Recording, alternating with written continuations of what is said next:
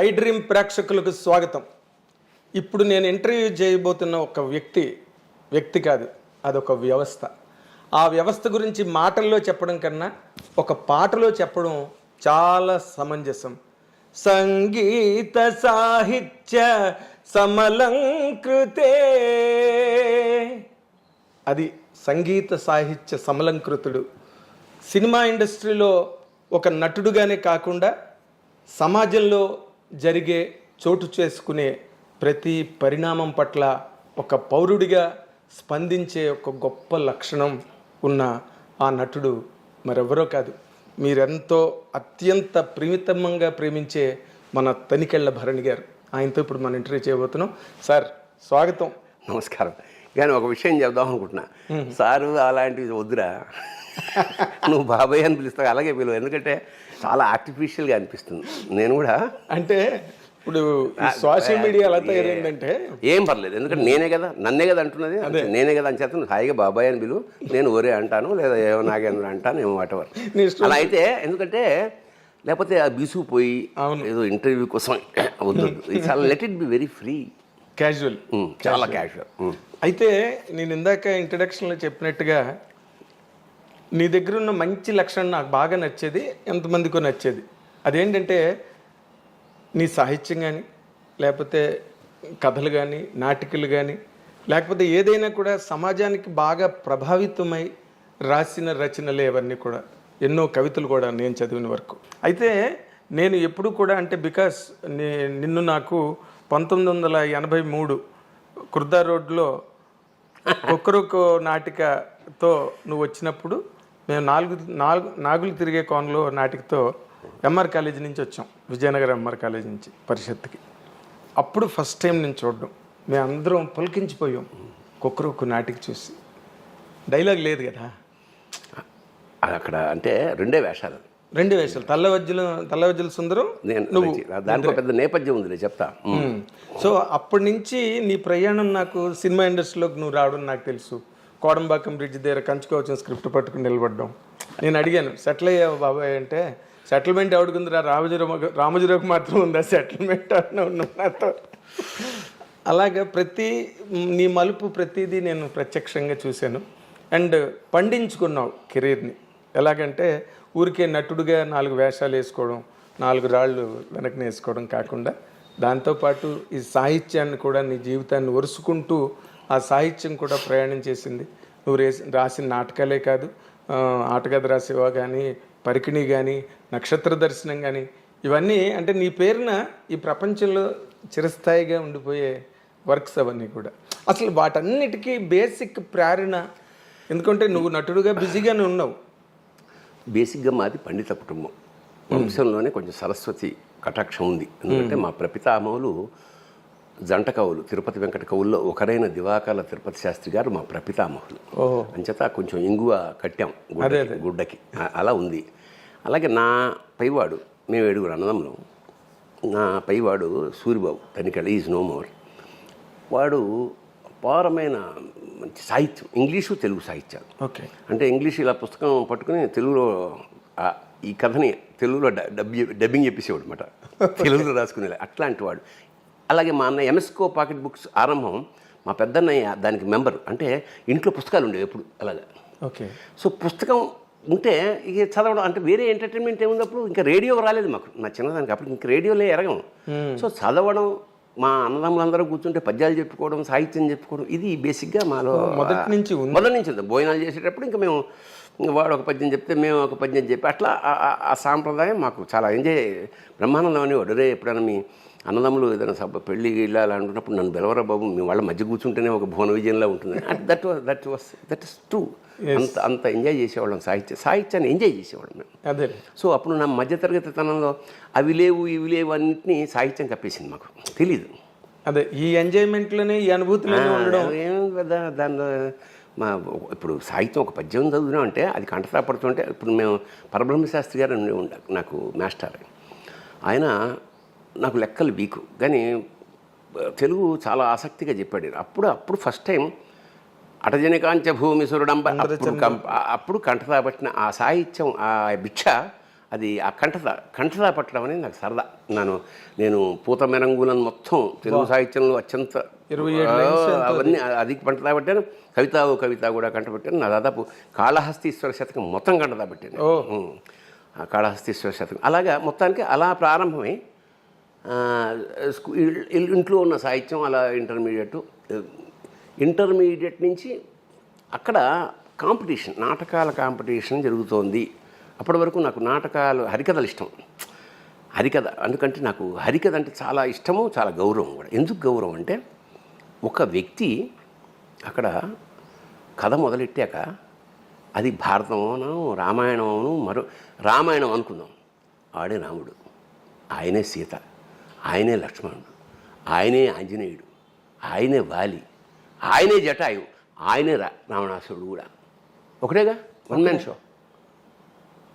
పైగా భరతనాట్యంలాగా ఇక్కడ రాముడు వచ్చి అట్లా రాముడు, ఆ ట్రాన్స్ఫర్మేషన్, ఆ కళ్ళల్లో, ఆ ఆటలో, ఆ డాన్స్లో ఒక్క వ్యక్తి విశ్వరూపం ఏమన్నా చూపదలుచుకుంటే హరికథ నాకు తెలిసి.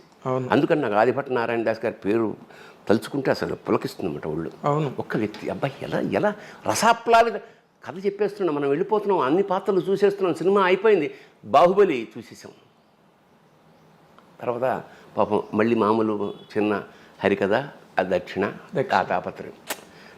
అంచేత నాకు హరికథ అంటే అపారమైన గౌరవం. That made me actor. ఆ నటన కానీ రచన కానీ ఏదైనా సరే దానికి బేస్ మాత్రం హరికథ. అక్కడి నుంచి మెల్లిగా ఇదైతే దాన్ని ఇమిటేట్ చేస్తుండే ఇంటికి వచ్చి ఓ బుట్టెట్టేసుకుని.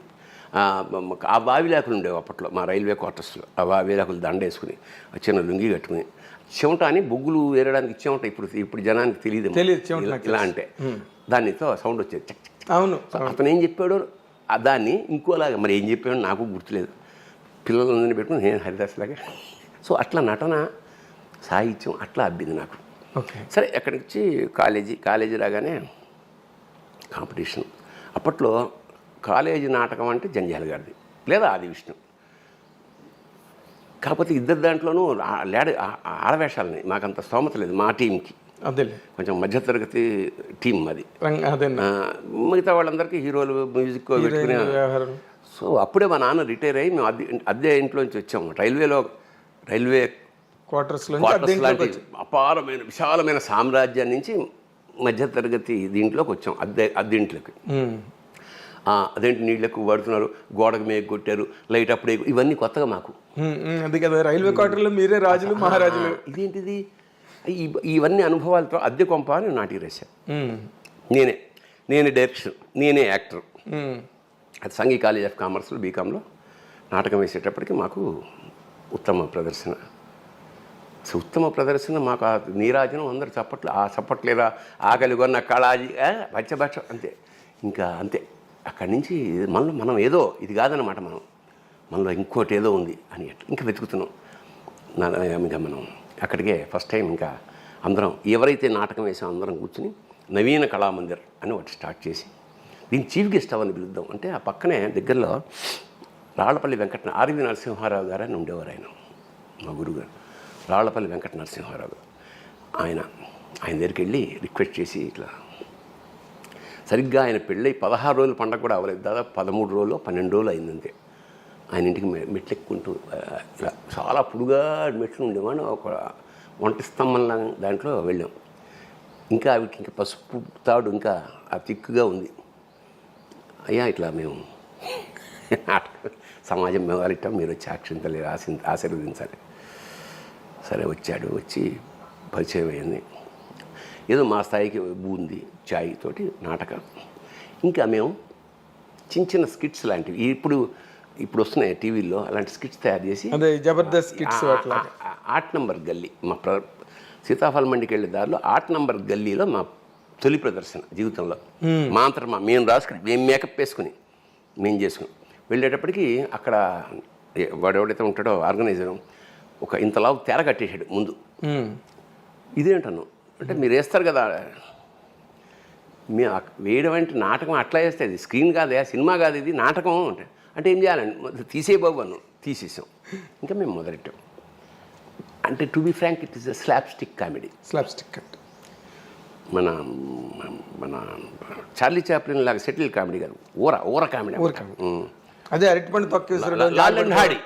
లారెల్ యాక్చువల్గా అసలు స్లాప్ స్టిక్ అంటేనే వాళ్ళు కర్ర ఇలా విరగ్గొట్టి వెదురుని ఇలా 4 ముక్కలు కొట్టేసి జోకర్లు పెట్టుకుంటారు. సరే అది ఇలా కొడితే చిల్క్ సౌండ్ ఎక్కువ, దెబ్బ తగలగానే sound. That is called slapstick, cheap comedy. ఈ సర్కస్లో పిల్లల్ని ఎంటర్టైన్ చేయడానికి జోకర్లు ఊరికే కొట్టుకుంటూ ఉంటారు. అవును, ఆ స్లాప్ స్టిక్తో కొడుతుంటారు కదా, ఆ సౌండ్ ఎక్కువ. అంత చీప్గా మేము, అంటే మాకు తెలిసిన అది ఓవర్ చేయడం కదా, అతి చేయడం. అది విపరీతంగా నవ్వుతున్నారు పిల్లలు, చిన్న పిల్లలు, వాళ్ళు వీళ్ళు.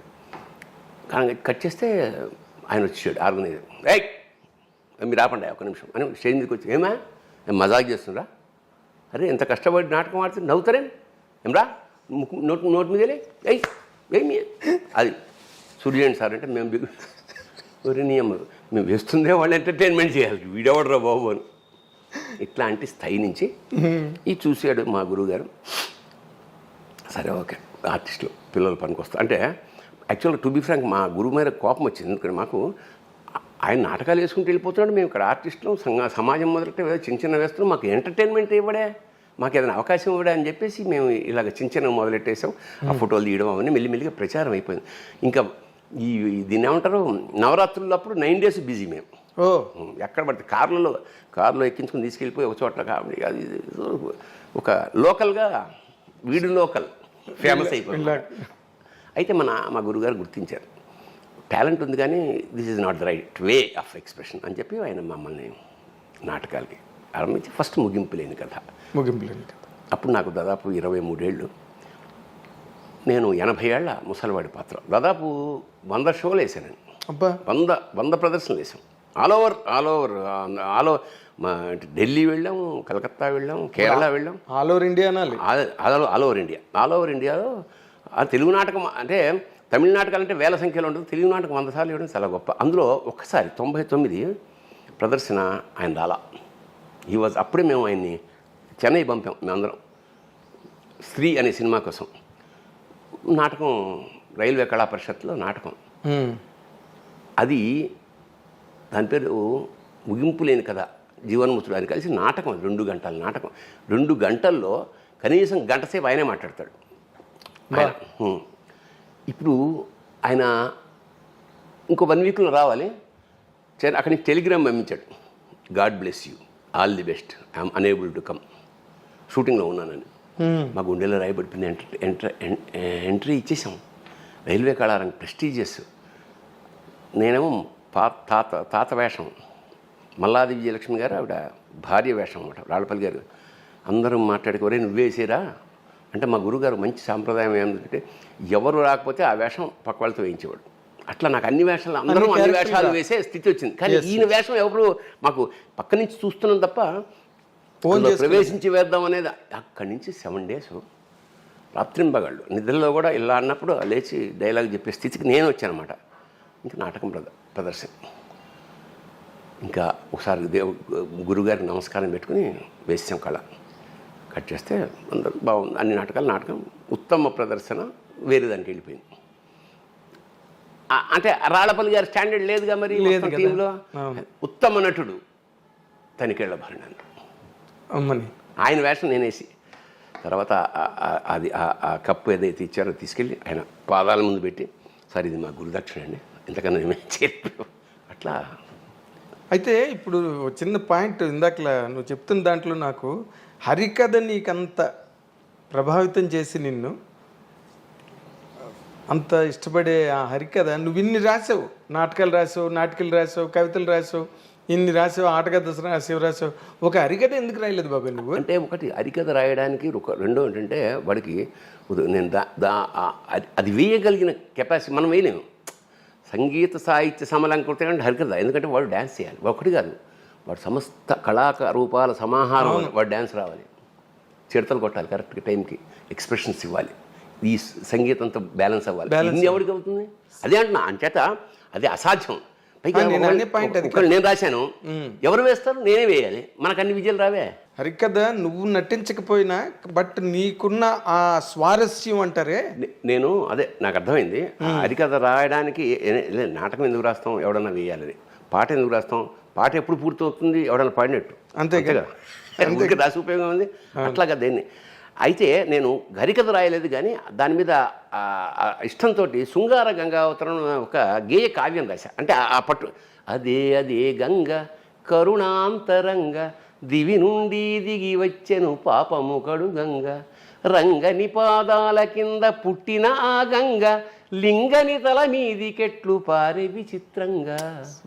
ఇలా గకార ప్రస్తావం మొత్తం శృంగార గంగావతరణ మొత్తం రాశాను. Okay okay. అట్లాగా అది రాయకపోయినా ఇలాగా. బట్ నీ ఇప్పుడు నువ్వు ఎలాగైతే ఆటగది రాసేవా, రాయడం నువ్వు పాడడం వల్ల ఎక్కువ పాపులర్ అయింది. అది రాయడం కన్నా కూడా అంటే దానికి ఒక నేపథ్యం ఉంది.